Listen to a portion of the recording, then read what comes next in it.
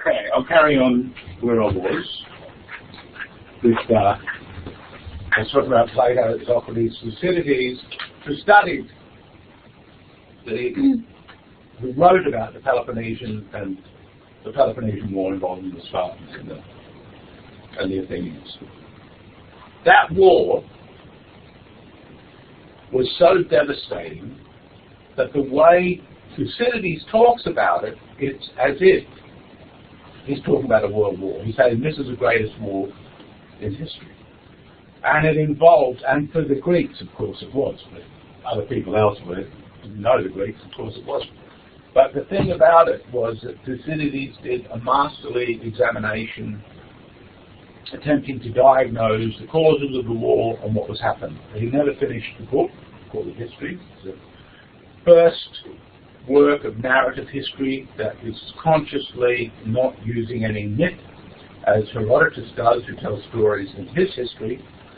He tells Herodotus, who preceded Thucydides, talks about the invasions of the Persians, and he talks about what people's gods were and what they thought and what they believed, and it's a kind of anthropological study. This war was between the Athenians, who were a democracy, and the Spartans, which was a much more militaristic regime. And in that, at the end of that war, the Athenians lost. I won't go into detail about it, but just to emphasize its scale and importance. The Athenians lost, and the Spartans put in to rule Athens a sympathetic group of tyrants and oligarchs. Oligarchs means rule of the few. One of them had actually been close to Socrates, who was Plato's uncle. Critias, his name was. On the Athenian side, there was a character who actually figures in one of Plato's dialogues, which we know that Plato wrote. Plato wrote dialogues, I'll talk about that a bit later. And in two others which Plato may or may not have written, there's still dispute about that. So the thing was that Socrates was seen by those that supported the democracy, who suffered under this rather short-lived tyranny of a group called the 30, and then they rebelled, and then they reinstituted a new democracy.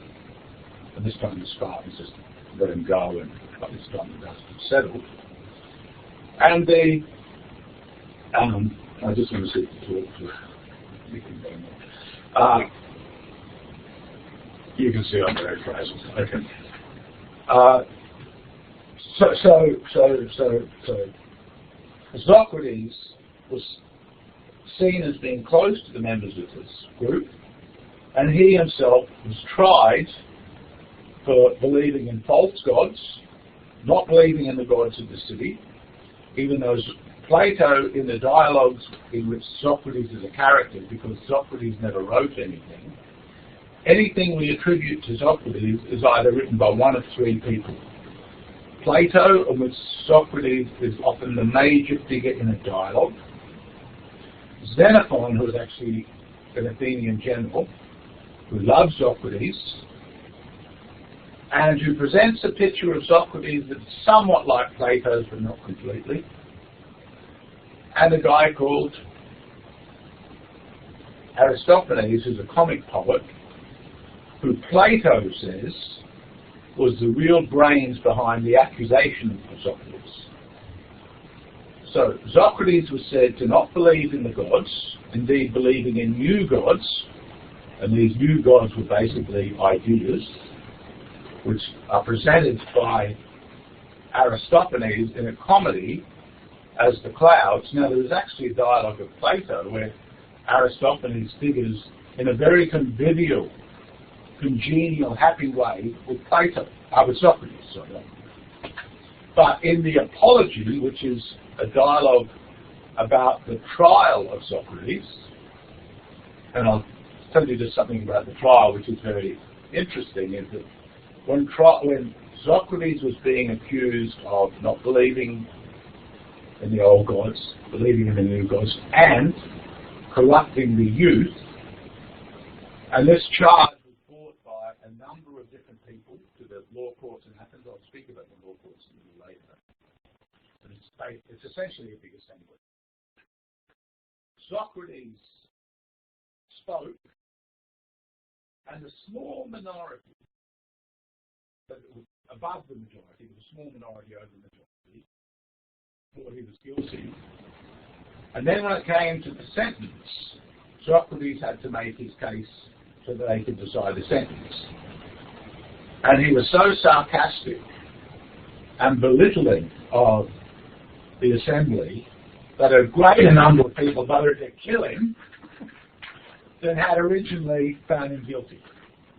Because Socrates said, look, I go around questioning the statesmen who run the show and make it, who are terrible at doing it. I go around badgering the poets and the orators and all these other power brokers within Athens. And they don't like it, but I'm doing you all a favour. In fact, I'm doing you so much of a favour.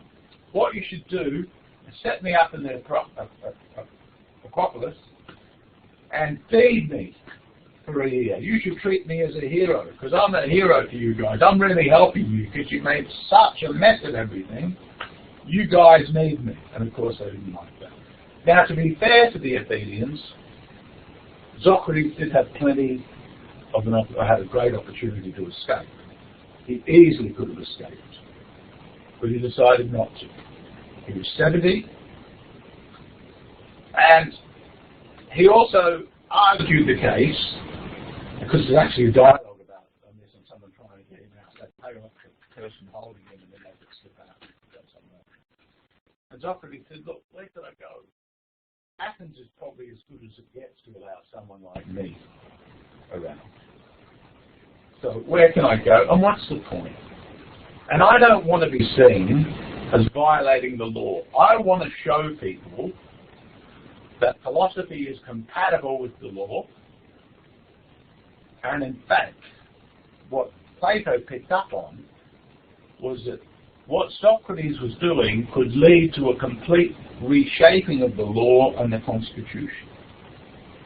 He wanted to change the whole practice of how authority is grounded and founded, and what it means and how decisions are made about the big issues of politics. So that was his ambition. That was Plato's ambition, and he gets the idea from what he sees happening to Socrates. And Socrates actually says in the Apology, that dialogue by Plato, is the court case, he actually says, if you make a martyr of me, you will open the gates to philosophy. So now notice something. I want you to notice something here. Philosophy, when it comes to being serious about political intervention, comes into the world in a way, through the dialogues of Plato, inspired by Socrates, but not necessarily just repeating what Socrates said. And we can see a whole lot of things which we suspect Socrates probably didn't say, but Plato puts in his mouth. In fact, there's a story in the ancient world, now this was written centuries, many centuries later. But it's a telling story, it's an apocryphal story, and maybe no truth in it at all except an insight. And it has Socrates sitting on the ground, rubbing his ankles, wearing his toga, and just sitting there, and he goes, good Lord, here's that young fellow Plato. What nonsense he makes up about me. What lies he says about me.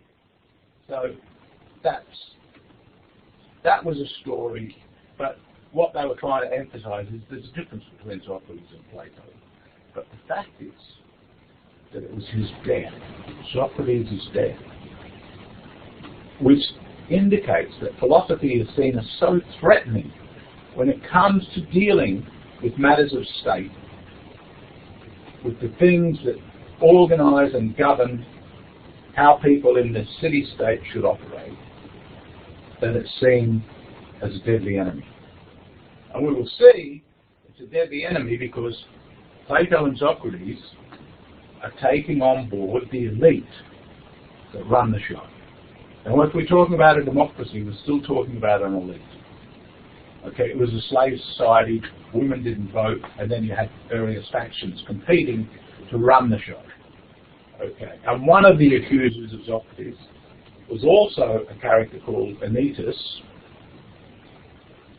whose son used to hang around with Socrates.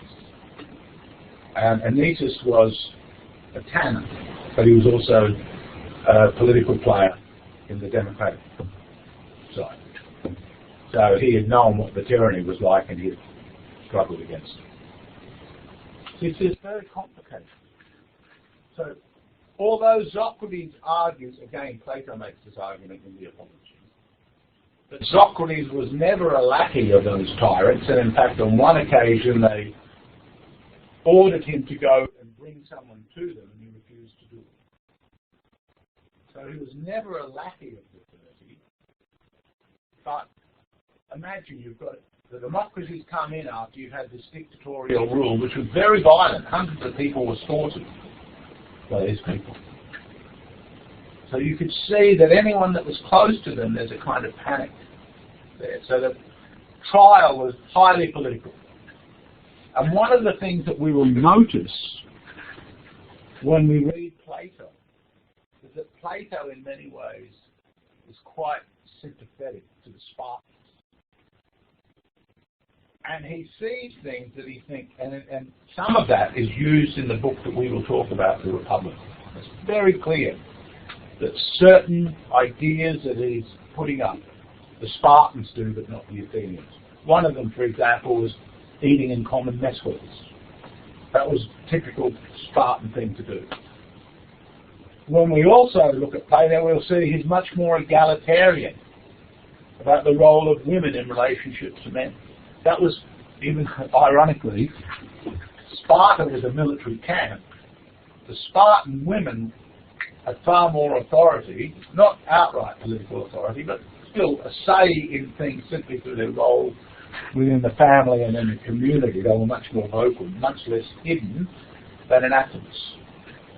So you can see, I hope you see, as I say that, what you might think would automatically follow if you use your reason to think, oh, that lot was a democracy, therefore they should be treat women better. It actually didn't work like that at all. So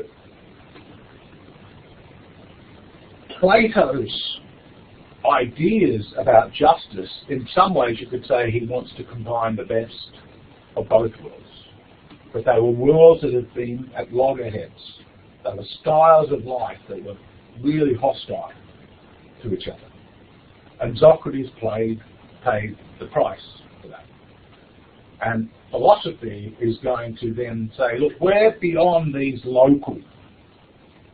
We're going to look at the best, and we'll get to that idea, the idea of the good. We're going to look at what is best, what is really good.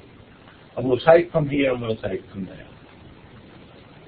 So we will learn from that.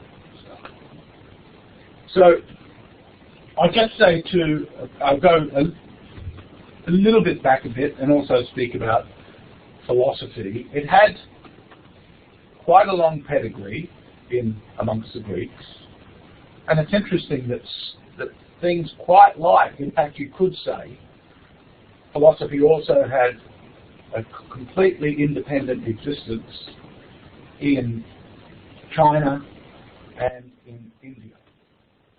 So one of the things I think that is absolutely a sociological prerequisite of the possibility of philosophy is you have to have an urban life, and people have to have leisure, from which we get the Greek word for leisure was schola, S-C-H-O-L-E, and from which we get the word scholar. And the scholae, they had leisure, whereas the private person often was caught up in their word. And you know the word for private person in Greek? Idiot. From which we get the word idiot, idiotes. That's interesting. I was also saying, I should say something about philosophy and the Greeks generally is, you know, don't you, that most of your vocabulary about how to learn stuff today. It comes from the Greeks. If you study physics, that's Greek. If you study history, that's Greek. If you're interested in philosophy, philosophy means love of wisdom. Philo and Sophia, love of wisdom. Psychology, psyche, is a Greek word for soul. It's a logos. Logos is a Greek word for story and reason. Originally, it can be in any story, but Socrates and Plato, which one exactly, but certainly in Plato we see it, makes mythos and logos two separate things. A logos is something that you can argue about and reason about. And I'll get to that just in a moment. So it's a certain kind of story. It's one that has a procedure attached to it.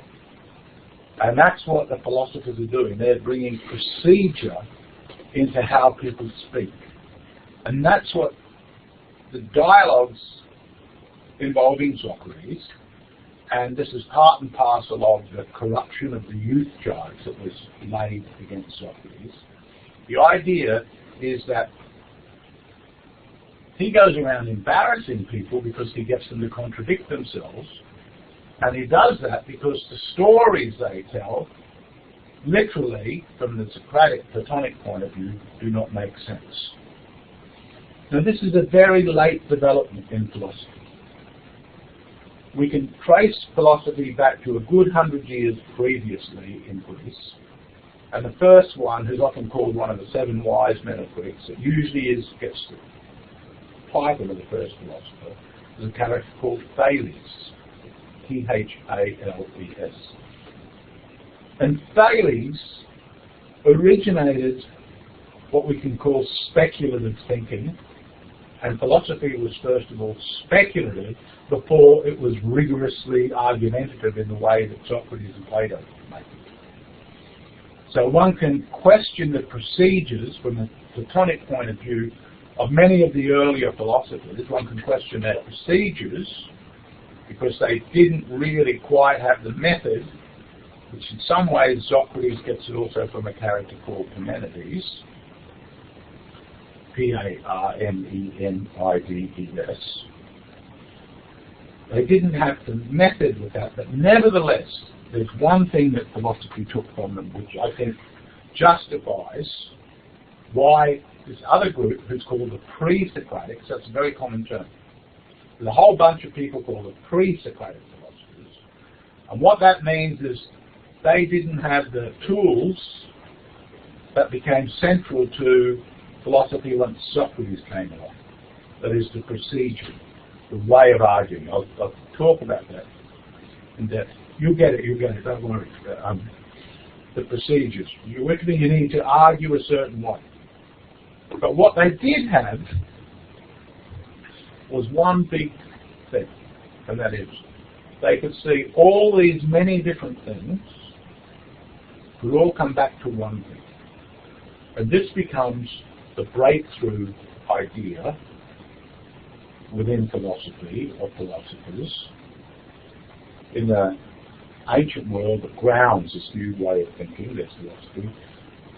So what does it do? Look at us. We see many things. But instinctively now we just classify. And of course you could say instinctively people did classify before philosophy came. They were the gods, this is a human being, there's some that have got qualities of both. This is the that is the this. But what the philosophers did by saying the one and the many is they were basically saying all these many things have one thing in common. And the speculative philosophers, beginning with Thales, were looking for the one thing, and they varied. Thales said everything is water. It's water. Everything is water. Now, you think, water? What the hell would anyone think everything is water? But if you think about it for a little bit, I think you can grasp that the reason for that is that he could see, he was thinking of living things, and these philosophers tended to see life as growth, and indeed that's what the idea of physis, from which we get the word physics. Now, modern physics is very different to ancient physics, right? Even though there's certain developments in ancient physics that anticipate the models. But when we think of physis, we're thinking of something growing, of something living. So for the Greeks, it was perfectly natural to think that if we have intelligence, and this is what a number of philosophers do, then intelligence must somehow be in the universe. And this, in fact, was the point of division amongst the earliest philosophers, whether the intelligence preceded the material or the material preceded the intelligence. Now, Thales, everything is water. You can see it's a material substance. And you can see, well, plant life lives it, needs it, and animal life needs water. We need water. You can see the way of thinking there. That it's living, and somehow water must have nourished the earth and given that growth. See? So he's looking for the one thing that is in the menu. But does it help you know that you are water? Even if we are lots of water in human beings, we're not a lot. It doesn't answer a lot of questions. But Thales also said, and we know this from Aristotle, because we've only had really scraps of these so-called pre-Socratic thinkers, also said everything has soul. So there's a sense of everything. So he's already put up this idea of soul and water, but originally for the Greeks, the soul was like the breath of life. By the time you get to Plato, the soul is seen as intelligence. So he's taken that idea of intelligence, which some other thinkers did. So you had some thinkers said it was water, some said it was fire, some said it was a mixture of earth, water, fire, with a character called. Some said it was air, some said it was just the infinite. I won't go into the names, but because I don't want to confuse you too much, but I want you to see that they decided that it must be one thing, but how do you actually prove that it's one thing? Or not a mixture? A guy called Anaxagoras, who Socrates mentions in the Apologies, says, well, there's little bits of everything are in everything. This little seed. But there's an intelligence that puts them together.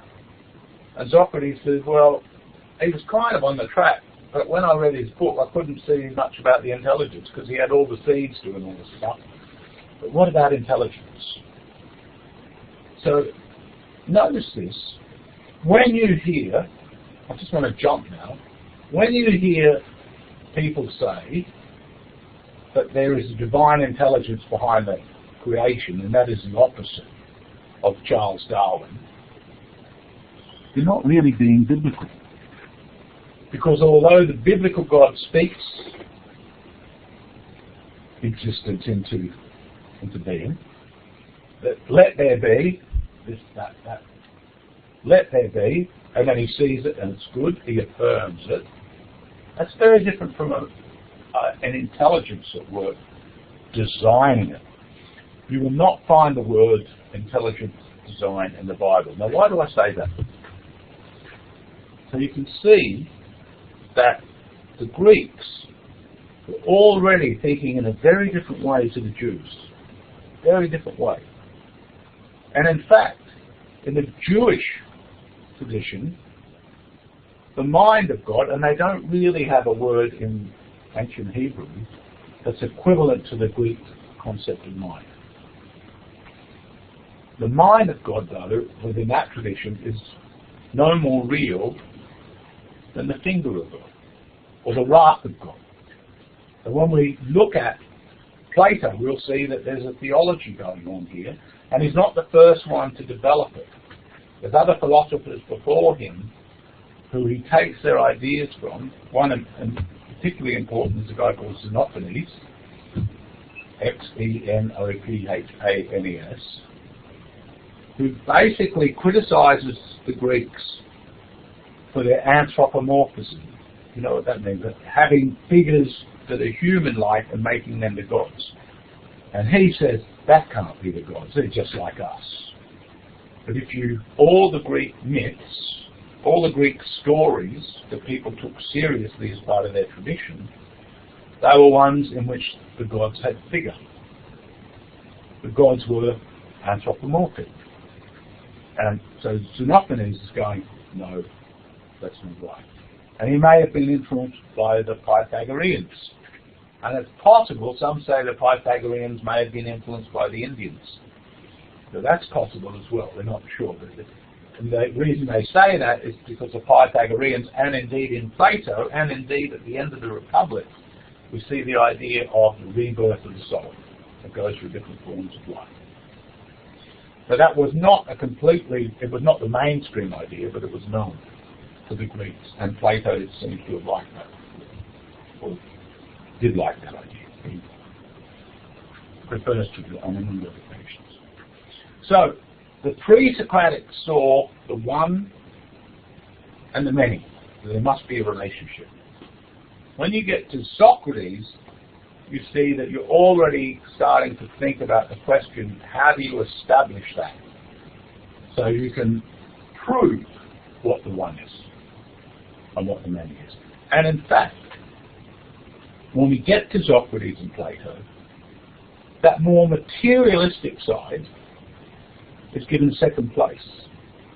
Now there is one dialogue that's a very Platonic corpus is fantastic. I can be really critical of Plato, but I love it as well. And the Platonic corpus is so clever, the body of work that he does. So in the one dialogue where he talks about the physical structure of reality, and he indicates that physical structures have mathematical properties, which becomes really important for modern science, for the new philosophy, the modern world. It revives, this is a Pythagorean idea, that number is in the world, number is somehow in the world. Galileo, in the 16th century, will talk about the book of nature being written in number. Okay, that becomes a very important, much later. But that's what the Pythagoreans and Plato just believed. So in the one dialogue where Plato goes into detail about the physical structure, and he says it's just conjecture, Socrates is present, but he's not in the argument. Why? Because Socrates isn't interested in the physical side of stuff. He's convinced that intelligence is the most important thing, and in fact in the dialogue with Timaeus, it's an attempt by Plato to bring together intelligence and the physical structures of things. So Socrates says he has no interest, and he says in the Apology, when I read Anaxagoras, I didn't think it was much use to me to understand why I'm sitting in prison waiting to be executed by being told it was my bones and my body. I'm here because of what I did and what I thought. That's what motivates me. And I'll come back again to the point I was making earlier, that with this way of thinking, intelligence, the highest, must somehow be immanent within or explain or be the cause of, in some way, the lowest. So what's the difference between that and the moderns? They turn that on its head.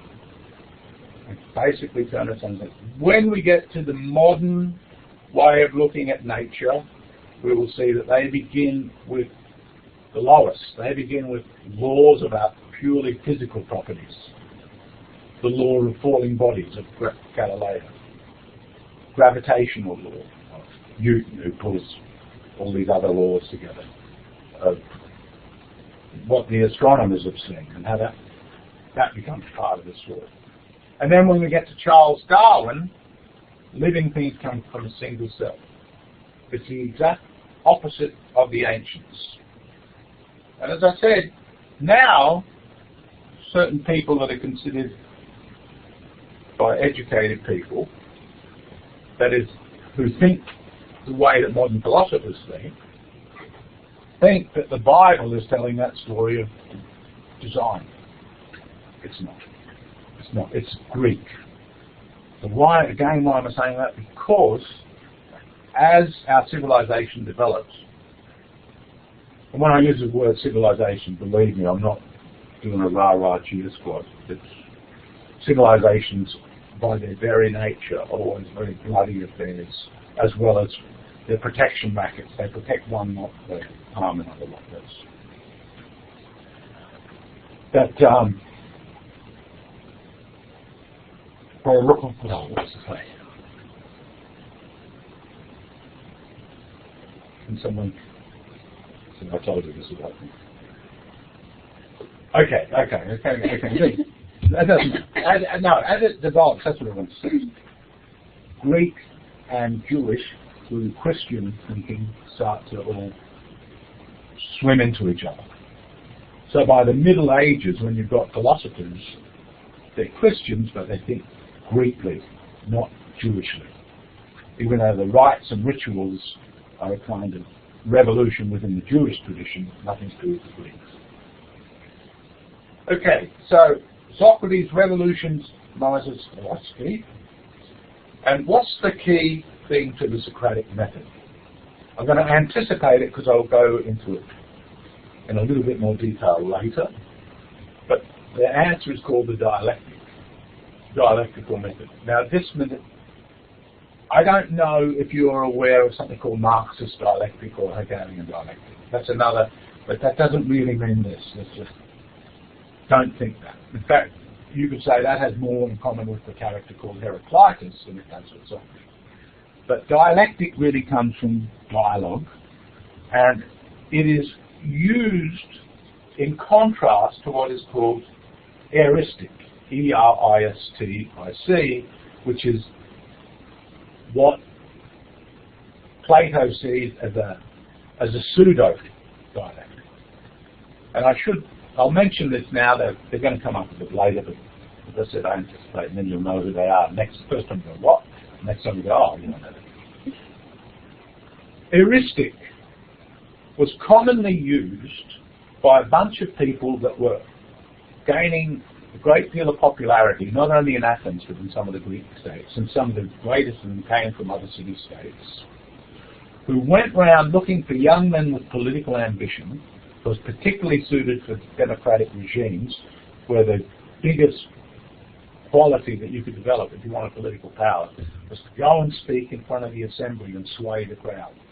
And you could actually sway the crowd to get someone's property. They just said, okay, we're going to take that person's property. We're going to exile him. The Greeks is full of examples, including the attempt to exile Heracles, the great Athenian leader in the Peloponnesian Wars. So the Greeks were often using the assembly or ambitious people would go into the assembly, and if they could speak well, and they knew a bunch of tricks, they could make black look white, or what was ascribed to Socrates by Aristophanes. So Aristophanes said this is what he's doing. He's making injustice look like justice. He's making the unjust argument look like the just argument. He's turning everything on its head. So for Aristophanes, Socrates was a member of a group who Plato writes critically about on numerous occasions, called the Sophists. Philosophy, sophistry. Sophistry means the wise guy, the sophisticated, the wise ones. The lovers of wisdom, with Socrates, but when we get to Plato, it's harder to actually really sustain it. But in the main, the way they position themselves is we love the knowledge that we don't have, but we're searching for it. The sophists think they know everything, and they go around teaching you a bunch of tricks. And those tricks are in the way they argue. So eristic is what the sophists do. They make black look white, injustice look injustice, everything look whatever the way they want to hypnotize you, conjure you into believing. And people pay them a fee and go and learn these tricks, and they are doing a lot of social damage. That's where Plato and Aristophanes agree. They both thought the sophists were doing social damage, except Aristophanes thought Socrates is part of the problem. He's one of them. Okay. So Dialectic, then, is a method in which you're looking for the truth of a thing. And that's all Socratic philosophy is built around one question. It's very simple. What is? What is the one? What is the thing? And he was particularly interested in virtue. Now, virtue sounds a bit funny in English because virtue can sound like the Temperance Society or something. Though I've noticed virtue speech is a lot more around than when I was working. But virtue for Socrates and other Greeks was simply a quality of the soul in which there was a certain harmony of the soul or of the character. It was a quality of character. So when you're asking what is virtue, you're asking also what are the virtues. And for Plato and Socrates in the dialogue, they are qualities like courage, wisdom, justice, what's called sophrosyne, which is really temperance. But it doesn't mean you're not drinking. In fact, Socrates liked to drink. And then Plato, in a dialogue called The Laws, says drinking parties are a really good thing. They release the spirits, but not too much. Temperance, sophrosyne, just meant balance. And in fact, all of this idea around virtue is balance. So Socrates went round asking what is virtue, what is knowledge, what is truth, what is courage, what is honour. Asks us, what are the gods? Now, if you pitch the question that way, you might see that you're really lining up with those pre-Socratics looking for one thing. You're trying to find, so when a general would say, well, I'll tell you what courage is, it's what I displayed on the battlefield with these other 300s who went and killed those Spartans, and that was, and Socrates goes, I didn't ask for an example. And you can see why it gets them off, can't you? I didn't ask you for an example. I asked you what it was. So what you're looking for is a definition. So the is question, and this idea of what is, a character called Parmenides, who Plato suggests may have been a teacher of Socrates, had made this a big thing before him, but he didn't go round bugging everybody the way Socrates did. You know.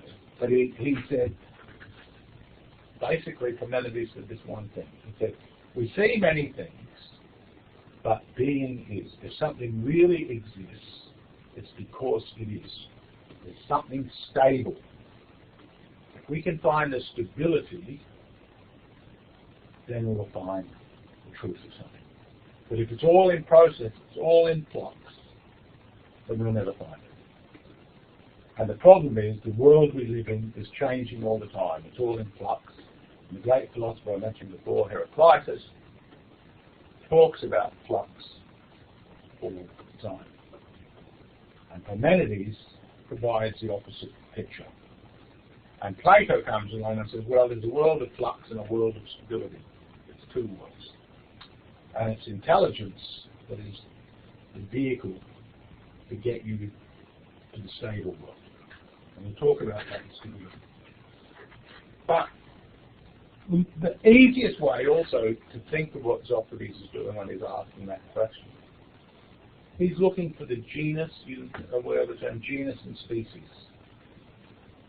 So you've got the human race and then you can divide it up into, well, we really talk about mammals, and then you can break them up into different species. What Plato is looking for is a way in which you can make the case that any species links up to its genus and that there's some relationship. One of the more cynical philosophers, in fact a guy that was the founder of the cynical school of philosophy, a guy called Diogenes, or one of the founders, who lived in a barrel. So there were some exotic types here who lived in a barrel and went around naked and he wasn't in the barrel. is said to have come into the marketplace swinging a chicken that had been plucked and saying, oh, Plato says, starting his definition of a human being, is a biped animal, a biped featherless animal. Well, look at this. That's a human being. So that was the cynic who's very cynical of, skeptical of.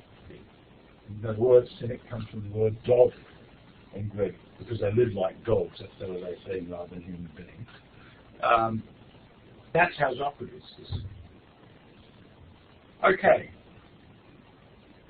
That's taking a long time to get through one slide. I've anticipated a lot. I haven't had a break. Normally we'll have a break, but because we started so late and without interruption, forgive me, I'll just go another 20 minutes or so. We won't get through this today. I did want to say something about the Greeks, so I'm going to just backtrack. I won't go too long. But I just want to say that the Greeks are really unique, because in the ancient world, and this is very cross-cultural, the social formations you will find. Oh, you scared me, I thought you were seeing something. No, I'm not being turned off yet. The very formations that you, social groupings you will find, the earliest ones are called bands, that's small groups of people. They become tribes. And when they get to a big enough scale, they usually become what's called chieftains. And when they get very big, empires. But to have an empire, you need urban life. You need a division of life that gives you that. You need a division of labour, that gives you that. You need a separation between the warriors who defend it and the different people who make the stuff, as well as the people who farm the stuff, because essentially and the people who rule over them. And so you had empires in the Near East, in Mesopotamia, in Egypt, and the Greeks were very aware of the Egyptians. Plato was a big fan of the Egyptians. And you would have them, and they didn't necessarily meet. I mean, when the Spaniards and the Portuguese went over to South America, there they found empire societies like the Incas and the Aztecs. And usually empire societies, typically they enslave other groups, so slavery becomes a big part, especially in pre-modern empires. And then colonialism became a variant. It's kind of a kind of riff on that. Now the Greeks were different, because as you can see from that map, and when we got the Peloponnesian Wars, you were basically linking up all these different city-states. And the reason they were linked up is for protection, they needed help. So the city-state is very vulnerable as a unit if you've got something like an empire, which was like the Persians, coming to conquer you. You've got to band together. So the Athenians and Spartans, fought against the Persians. They banded together. And after that, there were different leagues and different associations, and that's what ultimately caused the Peloponnesian Wars, as the Athenians, their league got bigger and bigger, and their importance as a military power, especially a naval power, got bigger and bigger. Okay, but in and of itself, in its founding, the Greeks were a bunch of people that were that didn't come under any empire, that got in groups that were bigger than just tribes, and that had divisions of labour which were such that they brought them the fruits of civilization, and indeed it created if not entirely new types, it created a leisure class of poets, and it created orators, and many of them were democratic. They weren't all democratic. Some were monarchical, some was a small group of elite families. Many became tyrannical, which was usually because there was a monarchy, someone overthrew that and basically had enough people supporting them to keep it in show. But what you can see is here, often they were 5, 10, 15,000 people. Once they got to a certain size, too, they would tend to send them off to colonize. And they would go looking for some place, usually only very few people or no people, so they could start again. And it's interesting, when Plato writes the Laws, you can see he's writing a book. This is very late work of Plato, but he's writing a book. But what if we could just start a city from scratch? Because we're always pushing some people out, because it's just getting too big now. And they go off over there, and they farm there. And the farm, of course, is the basis. It provides food supply for urban life. So each of these city-states had their own constitution. In this sense, though, they were very polyform, and they had one huge advantage, which of course is the central motif, if you've seen Spartan 300, the movie even, but it's a central motif in Herodotus' history, is the importance of freedom. In the main, unless they were ruled by a tyrant, as many were though, then there'd be a struggle, the Greeks valued their freedom because they had different opportunities available to them about how they could live, provided they could find someone to help, to pay them, support them while they did this. So they saw the Persians and the people of empire, and they didn't think of themselves as an empire, but of course, Peloponnesian War, which you could say is intra-imperial, they became imperial aspirants.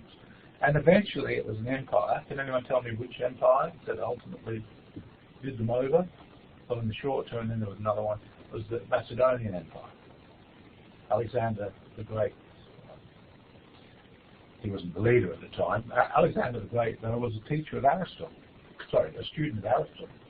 And when he was fighting these wars, he was sending back specimens of plants and things and bugs and things so that Aristotle could study them, because Aristotle was interested in everything.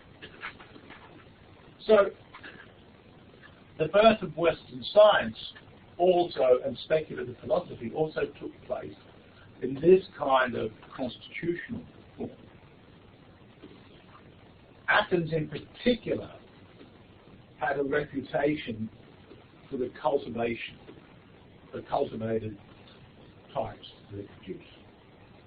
And if you ever look into Thucydides and you read Pericles' funeral speech, where he's celebrating the virtues of Athens, he's celebrating the virtues of the spirit of liberality, and he's saying some people think that because we're not specialists and because we're free, we're incapable of fighting. Well, I can tell you, he said, that's not right. We know what this stuff is worth, and we love our way of life. And we love the theatre, and we love poetry, and we love the finer things of life. And they did. So it was this, the city-state then provided the leisure which would be important to development.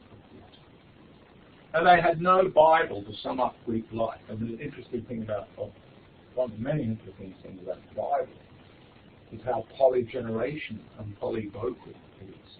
Because it transpires over a large number. No one's exactly sure when it's written.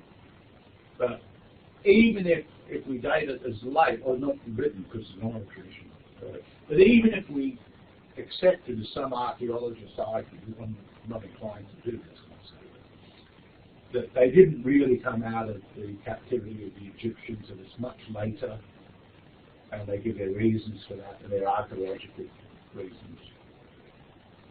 The problem I have with that is I think that it was written down around that time, but I think the stories over time have accumulated stuff, and I think the real giveaway is that the way the Jews define themselves against the Egyptians, that suggests that there's really a close connection. It's a little bit like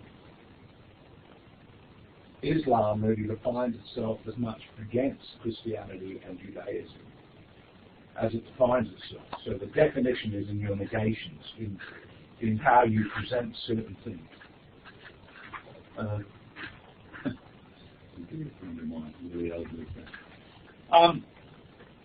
So he would love to be sitting in on this stuff. He's a really lover of philosophy, is just responding to work from philosophy or something.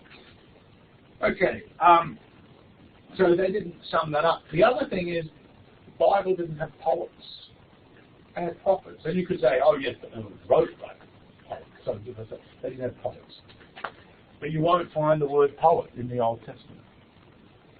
Or the Jewish Bible. It's not a type. It's not a type.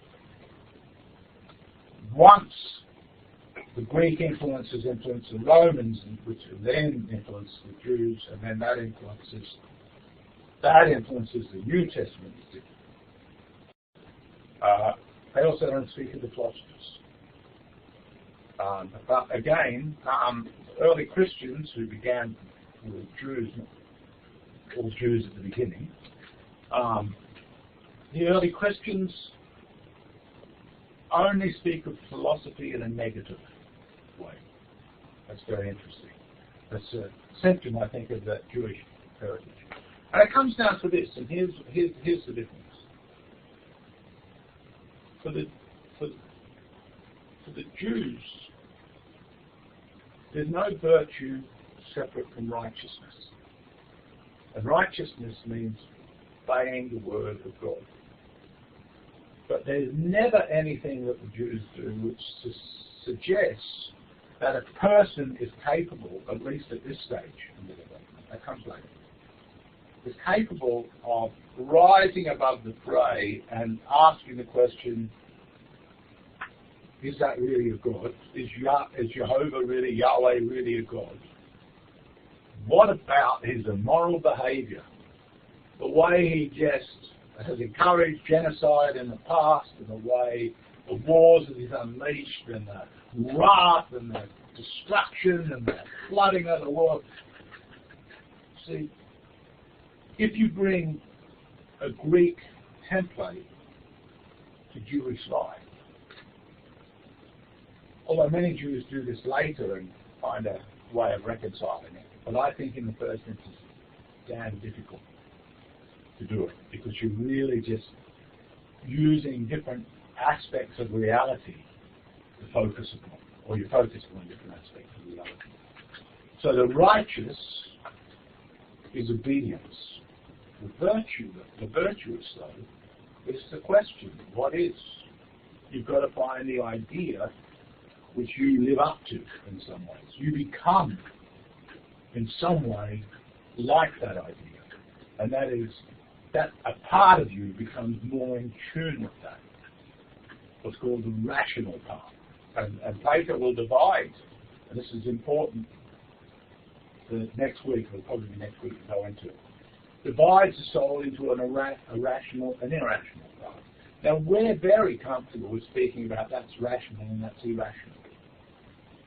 We're very comfortable with doing that. I find that very, very problematic, because I very often find that the people that are calling themselves rational don't strike me as any more rational than anybody else. And the more I see our society, forgive me for my occasional rants, but the more I see it, the more I'm inclined to think that when people are invoking reason, they just want you to shut up and listen to them. Would that were not so, and I'm sure there's many philosophers and scientists for whom that is not so, but it's pretty cool. So the Greeks also, now I said that the vocal nature, there's many different registers of voice and practices in the city-states. And also linked to that is they're polytheistic. They've got many gods. Now we know anthropologically that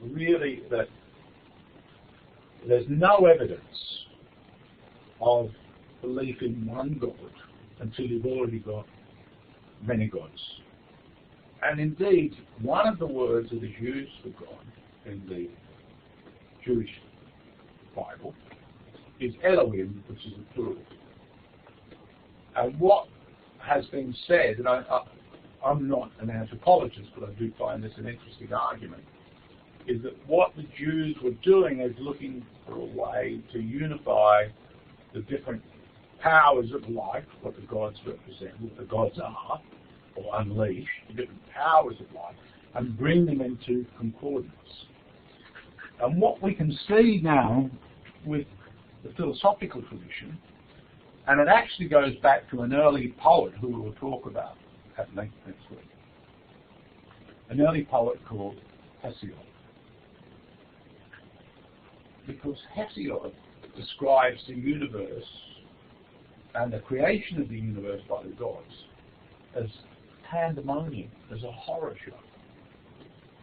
And what Hesiod does within the space of his writings, the two big ones, the Works and Day, and the Theogonies is the one about creation.